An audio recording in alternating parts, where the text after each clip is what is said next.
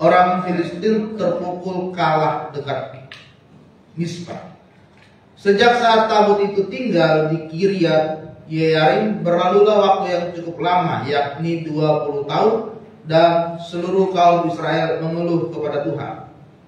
Lalu berkatalah Samuel kepada seluruh kaum Israel demikian: jika kamu berbalik kepada Tuhan dengan segenap hati, maka katakanlah para Allah asing dan para seret dari tengah-tengahmu, dan sujudkan hatimu kepada Tuhan, dan beribadahlah hanya kepadanya. Ia akan Kemudian orang-orang Israel menjauhkan para Baal dan para Astoret dan beribadah hanya kepada Tuhan. Lalu berkatalah Samuel, tentukanlah segenap orang Israel ke Mispa, maka aku akan berdoa untuk kamu kepada Tuhan. Setelah berkumpul di Mispa, mereka menimba air dan mencurahkannya di hadapan Tuhan. Mereka juga berpuasa pada hari itu dan berkata di sana, kami telah berdosa kepada Tuhan. Dan Samuel menghakimi orang Israel di Mispa. Ketika didengar orang Filistin bahwa orang Israel telah berkumpul di Mispa, majulah raja-raja kota orang Filistin mendatangi orang Israel. Didengar orang Israel demikian, maka katakanlah mereka terhadap orang Filistin. Lalu kata orang Israel kepada Samuel, jangan berhenti berseru bagi kami kepada Tuhan Allah kita, supaya Ia menyelamatkan kami dari tangan orang Filistin itu. Sudah itu Samuel mengambil seekor anak domba yang menyusul, lalu mempersembahkan seluruhnya kepada Tuhan sebagai korban bakaran, dan Samuel berseru kepada Tuhan menjawab dia. Sedang Samuel mempersembahkan korban bakaran itu, majulah orang Filistin berperang melawan orang Israel. Tetapi pada hari itu Tuhan mengguntur dengan bunyi yang hebat ke atas orang Filistin dan mengacaukan mereka, sehingga mereka terpukul kalah oleh orang Israel. Keluarlah orang-orang Israel dari Mispa, mengejar orang Filistin itu dan memukul mereka kalah sampai ke Gibea. Kemudian Samuel mengambil sebuah batu dan mendirikannya antara Mispa dan Yesana. Ia menamai Ebenezer, katanya, sampai di sini Tuhan menolong kita. Demikianlah orang Filistin itu dihentikan dan tidak lagi memasuki daerah Israel. Dan kota-kota yang diambil orang Filistin daripada Israel kembali pula ke Israel, mulai dari Ekron sampai Gad, dan orang Israel berebut daerah sekitarnya dari tangan orang Filistin, antara orang Israel dan orang Amori ada damai. Saudara terkasih dalam nama Tuhan, pagi hari ini tema firman Tuhan kita adalah Ebenezer. Sampai di sini Tuhan masih menolong.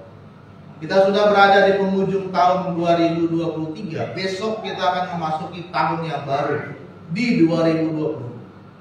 Di akhir tahun ini saudara, kita masih melihat bagaimana pertolongan Tuhan itu masih kita rasakan dalam kehidupan kita. Kita masih diberikan kesehatan, kita masih diberikan kekuatan untuk melayani Tuhan, kita masih bisa melakukan pekerjaan kita, kita masih bisa berjumpa dengan keluarga kita. Sampai saat ini, bagaimana Tuhan itu masih menolong kehidupan kita. Ini dialami juga oleh bangsa Israel pada saat itu, ketika mereka sedang berada di dalam pengejaran oleh bangsa Filistin. Bagaimana mereka berperang melawan bangsa Filistin pada saat itu, saudara.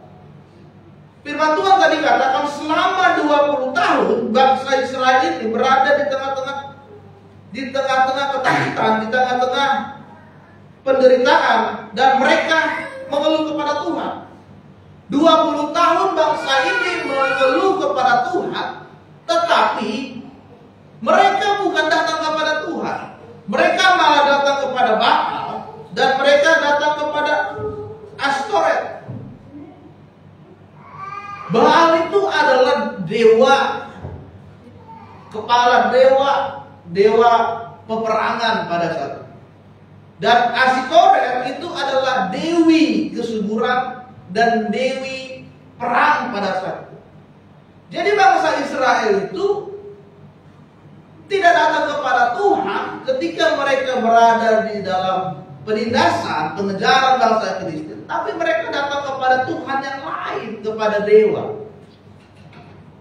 Itu sebabnya 20 tahun mereka berada di dalam masa-masa penindasan.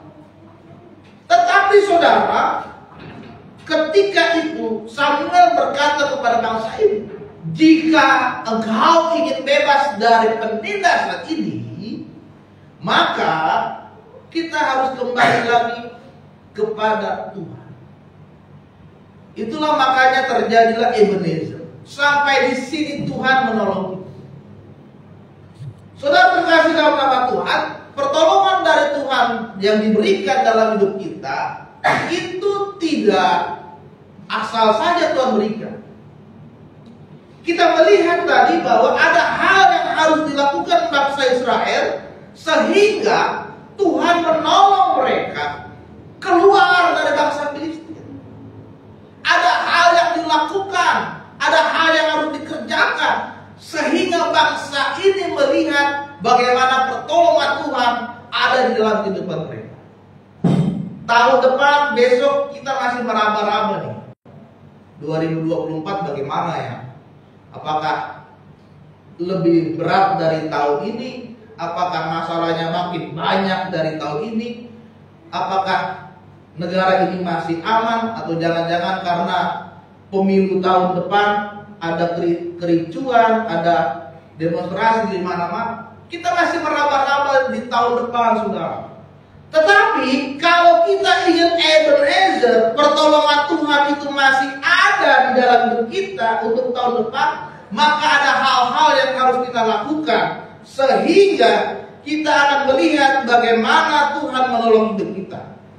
Oleh sebab itu ada 3 hal yang harus kita lakukan, saudara, supaya pertolongan Tuhan itu tetap nyata dalam hidup kita.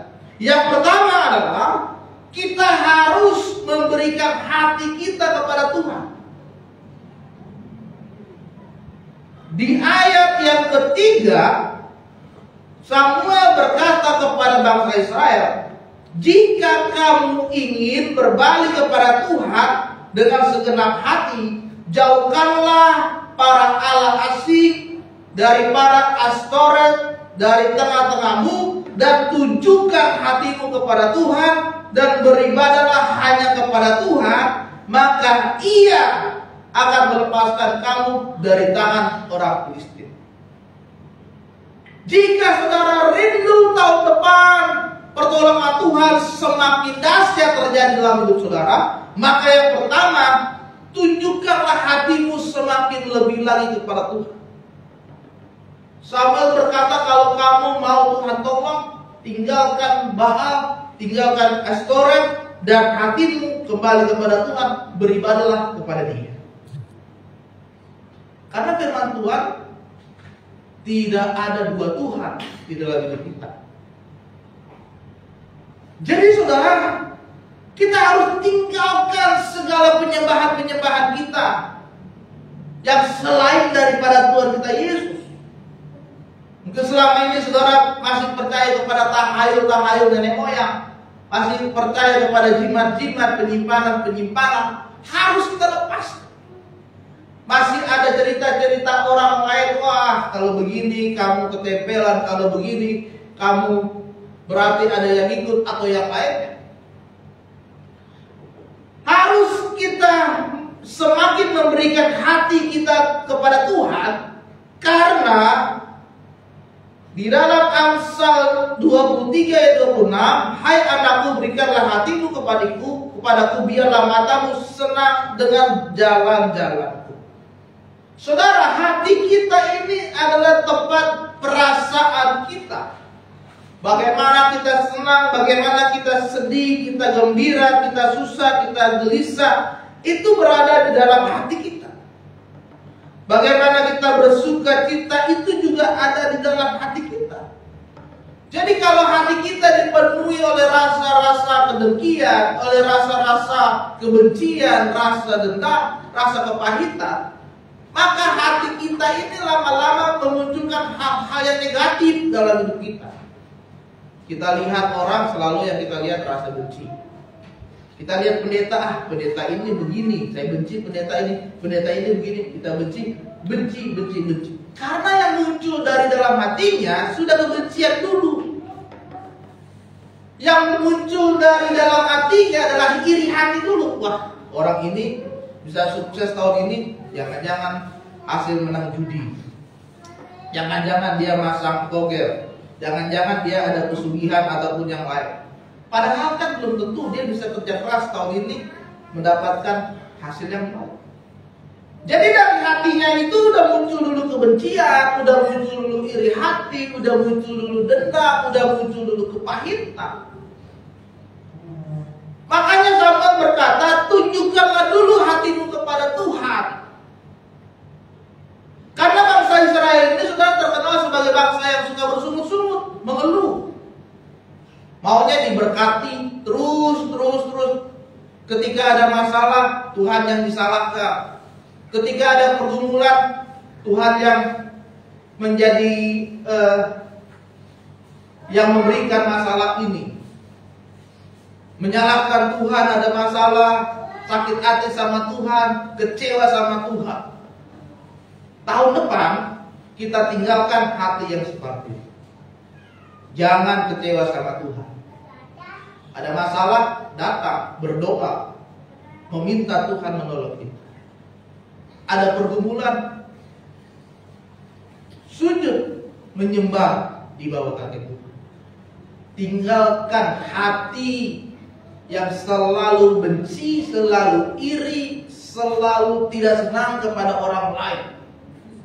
Tapi hari ini kita mau hati kita semakin dibentuk, sehingga tahun depan kita semakin memiliki hati yang baru dalam Tuhan. Amin. Amin. Jangan masuk tahun depan masih pakai hati yang lama. Tinggalkan semua di tahun ini. Segala kehidupan kita yang lama, cara hidup kita yang lama, kedagingan kita yang lama, hati kita yang lama, kita ubah semua, kita masuk besok dengan hati yang baru, penundungan sukacita, damai sejahtera dari Tuhan, kasih dari Tuhan, sehingga tahun depan kita siap melangkah dengan pertolongan dari Tuhan. Amin. Yang kedua, saudara, adalah supaya Tuhan selalu menolong hidup kita. Yang kedua adalah meminta pengampunan dari Tuhan.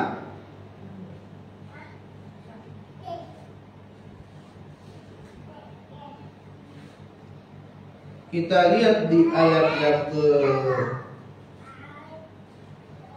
mana tadi?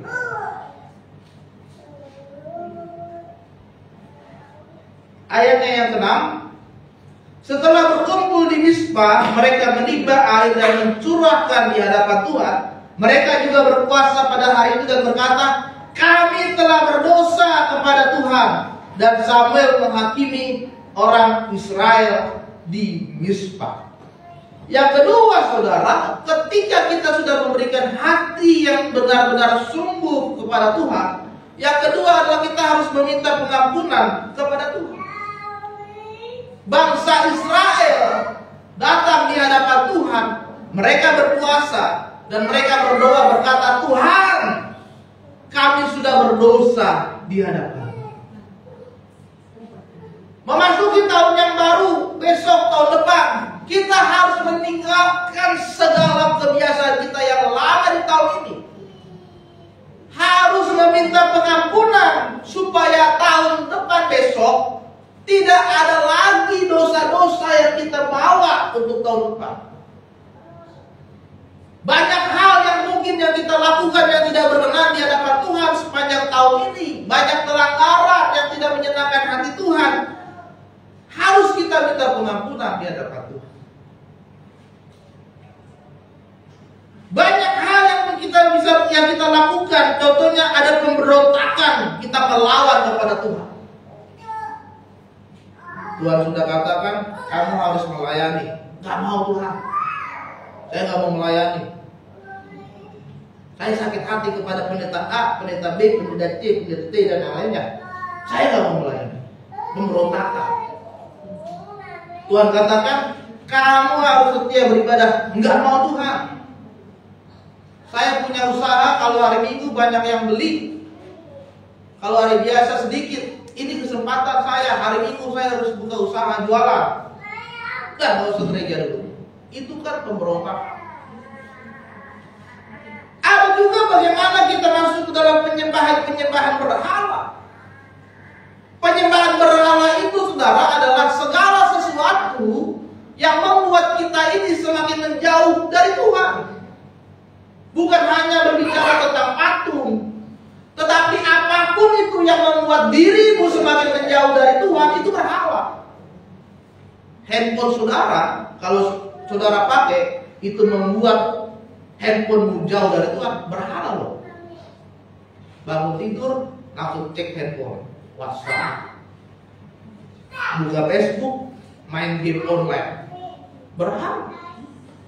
Tapi kalau handphone saudara pakai bangun tidur, buka Alkitab, baca Alkitab, atau bangun tidur dengar musik rohani, atau bangun tidur buka YouTube nonton renungan.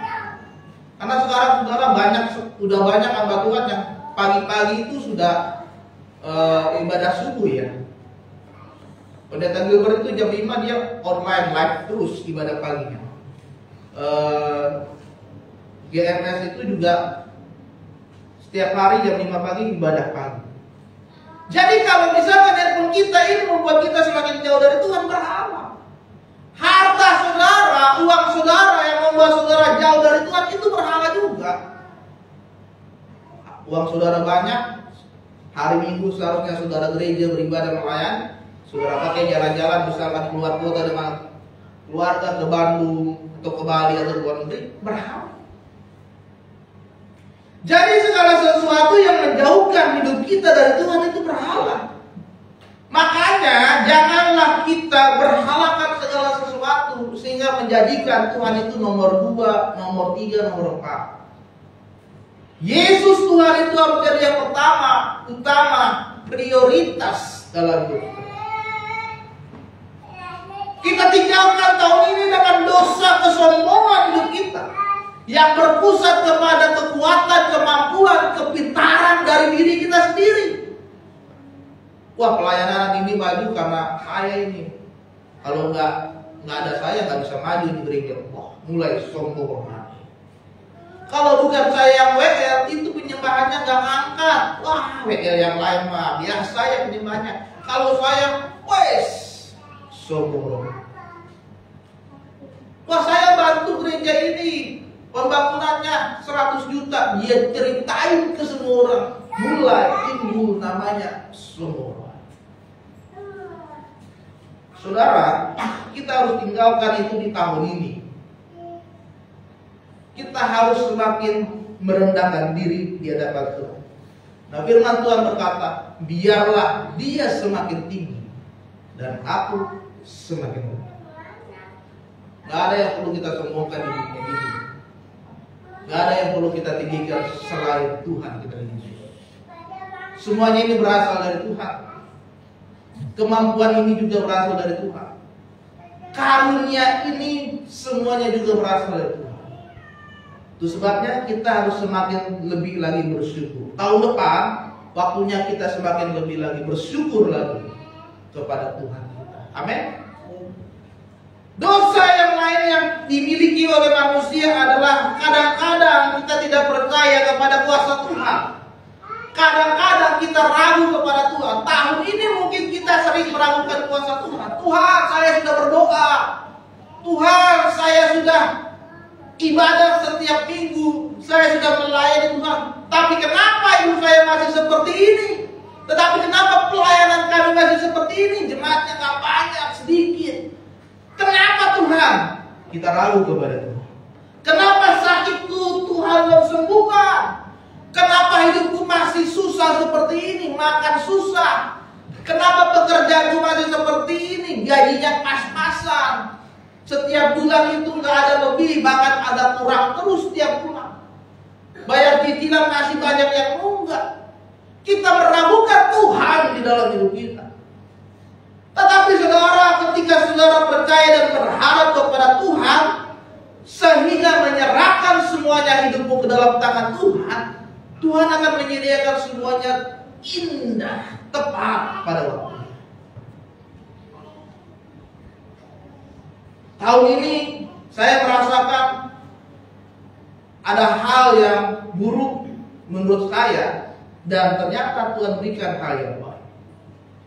Tahun ini saya gagal diangkat jadi pendeta penuh, padahal saya sudah ikut wawancara, padahal saya sudah ikut ujian pendeta. Pas pengumuman saya tidak lulus karena perpuluhannya kurang, tidak lancar. Ya, mungkin itu satu bagi saya. Wah, Tuhan, kenapa sih begini? Saya sudah ikut ujian, saya sudah wawancara, saya sudah berkas semuanya lengkap, dan ternyata ujian saya itu lulus. Dan ternyata yang membuat saya gagal jadi pendeta karena masalah perpuluhan gereja saya. Mungkin kita nggak terima. Saya pun saat itu juga tidak terima. Saya tanya ke ketua BPD begini. Saya tanya ke Perwil Barat begini. Tetap jawabannya tidak. Kemudian kami berdoa sama istri, Tuhan, berilah kekuatan dalam hidup kami untuk berdoa. Sudah. Kalau memang itu keputusannya saya terima, akhirnya saya terima. Ternyata Tuhan menggantikan itu semua. Bulan Agustus saya di tempat saya mengajar, yayasan panggil saya, Pak Enos datang ke sekolah sore jam 4. Saya datang ketemu dengan yayasan, dia berkata, Pak, kepala sekolah kita yang lama itu sudah diangkat ASN P3. Saya berdoa, wah ini nih kata-kata saya sudah berdoa ini nih yang kadang-kadang saya berdoa sama Tuhan, siapa yang menjadi penggantinya? Karena yayasan kami Kristen, sekolah kami Kristen. Dia sudah berumur 89 tahun, tapi masih kuat. Saya berdoa kepada Tuhan. Biasanya saya ganti pemimpin itu lama, 2 minggu, 3 minggu. Tapi ternyata Tuhan mengatakan dalam diri saya bahwa Bapaklah yang cocok menggantikan. Ini kepala sekolahnya baru kemarin mengundurkan diri. Saya kaget, maksudnya apa, Bu? Ya, Bapak saya tunjuk menjadi kepala sekolah.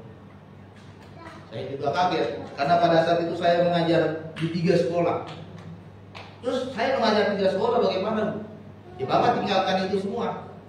Bapak tetap di sini menjadi kepala sekolah. Begitu. Yang tadinya awalnya saya agak kecewa, tetapi Tuhan gantikan dengan satu hal yang berbeda. Jadi saudara, yang kedua adalah meminta pengampunan kepada Tuhan. Hari ini kita meminta Tuhan mengampuni segala dosa kita.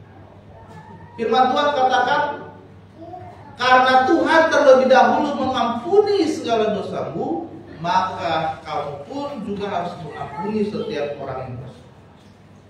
Kita minta ampun kepada Tuhan, kita juga mengampuni setiap orang yang bersalah. Amin. Yang ketiga saudara, dan yang terakhir adalah memberikan persembahan yang terbaik kepada Tuhan. Ketika itu Samuel mengambil seekor domba yang sedang menyusu lalu mempersembahkan domba itu kepada Tuhan. Ketika Samuel sedang mempersembahkan korban bakaran kepada Tuhan, apa yang terjadi? Tuhan mengguntur dengan bunyi yang hebat, seperti kilat yang menyambar terus di hadapan pasukan-pasukan bangsa Filistin pada saat itu. Guntur suara yang sangat keras sehingga mengacaukan bangsa-bangsa Filistin yang ingin menyerang bangsa Israel pada saat itu. Dan ketika bangsa Israel itu mendengar kabar itu, maka mereka keluar dan mereka memukul bangsa Filistin untuk menjauhi dari daerah mereka, dan mereka pun pergi dari tempat itu. Ketika Samuel memberikan persembahan korban bakaran, maka Tuhan itu pun menyatakan kuasanya kepada bangsa Israel. Jadi yang pertama tadi mereka berikan hati kepada Tuhan, mereka minta pengampunan dari Tuhan, dan yang ketiga mempersembahkan diri kepada Tuhan. Dan ketika bangsa Filistin sudah pergi, kemudian ayat 12, Samuel membangun sebuah tugu di sana, dan tugu itu dinamakan Ebenezer. Sampai di sini Tuhan menolong kita. Sampai di sini artinya bukan Tuhan berhenti sampai di sini, bukan. Artinya pertolongan Tuhan itu masih ada lanjut terus sepanjang perjalanan dari bangsa Israel. Jadi yang ketiga, kita mempersembahkan, memberikan persembahan yang terbaik. Apa itu? Di dalam Roma 12 ayat 1, persembahkanlah hidupmu sebagai persembahan yang kudus, yang berkenan di hadapan Tuhan. Itu adalah ibadah yang sejati. Persembahkan persembahan yang hidup, artinya adalah kita harus meninggalkan manusia lama, menuju kepada manusia yang baru di hadapan Tuhan. Untuk apa saudara merayakan tahun baru 2024 kalau masih cara hidupmu masih sama seperti tahun ini? Gak ada bedanya. Untuk apa saudara merayakan kumpul-kumpul dengan keluarga nanti malam minta ampun kepada keluarga? Biasa kan orang Batak begitu. Minta ampun kepada keluarga, tapi besoknya masih mengulangi yang sama. Sama istrinya, "Ma, aku minta ampun, gak bakalan main judi lagi." Oke lah, tanggal 1 masih tahun baru, tanggal 2 main lagi. "Ma, aku minta ampun, aku gak mabuk lagi." Oke lah, tanggal 1 masih libur, tanggal 2 mabuk lagi. Jadi untuk apa saudara? Kalau masih begitu cara hidupmu yang lama. Oleh sebab itu Tuhan menginginkan persembahkanlah persembahan yang hidup. Kenapa hidup? Supaya hidupmu ini engkau persembahkan kepada Tuhan sebagai persembahan yang berkenan di hadapan Tuhan. Oleh sebab itu ada firman Tuhan katakan, muliakanlah Tuhan melalui hidupmu. Selama saya hidup, apa yang saya bisa berikan kepada Tuhan, itu yang harus ada di dalam hati kita, di dalam pemikiran kita. Kalau saudara melayanilah dengan sungguh-sungguh. Jemaat cuma 2, jemaat cuma 3, jemaat cuma 4, terus melayani.